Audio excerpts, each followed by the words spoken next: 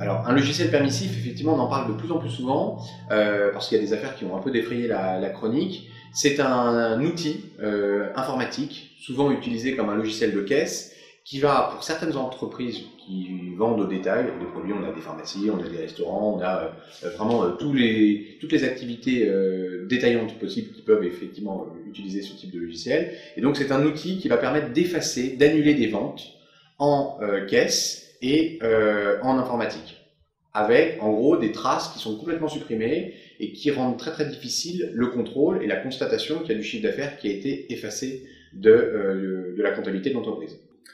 Alors écoutez, pour vous indiquer un peu comment le fisc découvre l'utilisation de logiciels permissifs, il y a énormément de moyens. Et aujourd'hui, plus encore qu'hier, puisqu'en gros depuis janvier 2014, l'administration a accès, quand elle fait une vérification de comptabilité, a accès à la compta informatisée. Donc c'est vraiment un droit d'accès au logiciel utilisé par l'entreprise.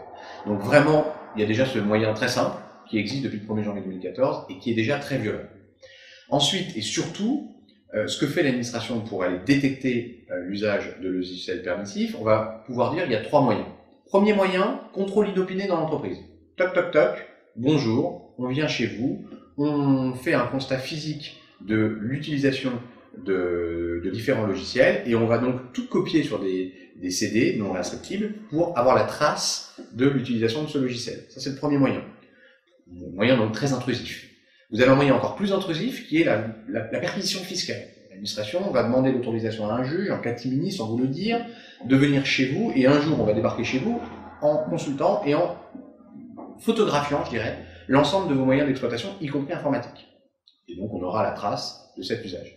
Enfin, le dernier moyen, qui est un moyen presque détourné, mais qui est aussi très brutal, c'est par le contrôle notamment des éditeurs de logiciels, qui ont un rôle un peu singulier. Ils vous ont, d'une manière proposée ou vendue à un instant donné, le logiciel comme étant un logiciel permissif, et une fois confrontés à un contrôle et à une vérification de leur propre comptabilité ou de leur propre situation, si l'administration découvre l'usage de ce logiciel permissif, elle va obtenir des informations par l'éditeur de ce logiciel.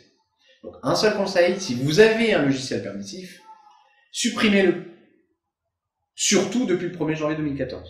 Cessez ces pratiques qui sont extrêmement violentes et qui ont des conséquences hallucinantes. Les conséquences de la détection par le fisc de l'utilisation d'un logiciel permissif, c'est très simplement la permission donnée au fisc de remettre en cause le caractère probant de la comptabilité de l'entreprise. En gros, en disant, vous avez une compta, vous avez fait vos obligations déclaratives, mais tout ça, pour moi, c'est du vide, et on fait comme si ça n'existait pas. Donc, ça va permettre à l'administration de reconstituer un chiffre d'affaires, reconstituer donc une TVA, reconstituer un bénéfice, reconstituer un résultat, reconstituer une distribution de ces bénéfices auprès des associés, des bénéficiaires ou du gérant. Et donc, ça va permettre, en gros, un travail arbitraire, mais légal, de la part de l'administration. Et là, en gros, on se retrouve confronté à des situations où l'administration fiscale, si on lui a caché 10, va peut-être, par un moyen simple, aboutir à un chiffre d'affaires éludé de 100. Et la défense pour le contribuable est extrêmement difficile à effectuer parce qu'il y a quasiment une sorte d'inversion de la charge de la preuve.